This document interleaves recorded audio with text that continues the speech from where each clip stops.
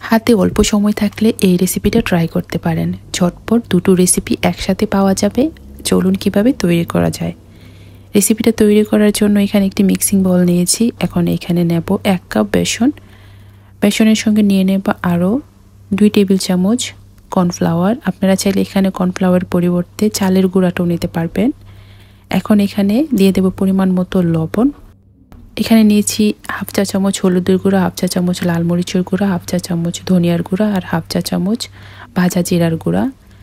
এখন এই মশলাগুলো এই বেসনের সঙ্গে দিয়ে দেব আর পরিমাণ মতো পানি দিয়ে দেব।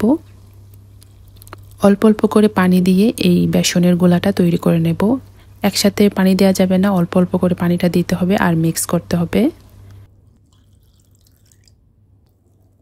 এই তো বেসনের গোলাটা রেডি হয়ে গেছে। এখন আমি দেখিয়ে দিচ্ছি বেসনের গোলার ঘনত্বটা ঠিক এই রকম থাকবে। এখন এই বাটিটা এক সাইডে রেখে দেব। এখন আমি এখানে একটি বেগুন নিয়েছি আর বেগুনটাকে আমি এখান থেকে কেটে নেব। পাতলা পাতলা করে এই বেগুনের পিসগুলোকে কেটে পানিতে ভিজিয়ে রাখবো। যতটুকু সম্ভব পাতলা করে কাটার চেষ্টা করবেন। এখানে আমি একটি আলু নিয়েছি, বড় সাইজের একটি আলু সিদ্ধ করে গরম থাকা অবস্থায় ম্যাশ করে নিয়েছি। নেব পরিমাণ মতো লবণ আর দেব হাফ কাপ পেঁয়াজ বেরেস্তা, 1.5 টেবিল চামচ ধনিয়া পাতা, 1.5 চা চামচ চিলি ফ্লেক্স।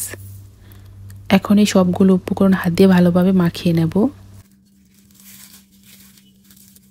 মাখিয়ে এই পোরটা থেকে কিছুটা নিয়ে ছোট ছোট করে রোলের মতো করে তৈরি করে নেব।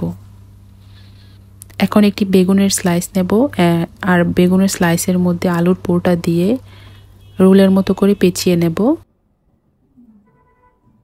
তারপরে এই রোলের মুখটা যেন খুলে না যায় এজন্য আমি এখানে টুথপিক দিয়ে আটকিয়ে দেব। আমি এখানে 2টো টুথপিক দিয়েছি যেন খুলে না যায়।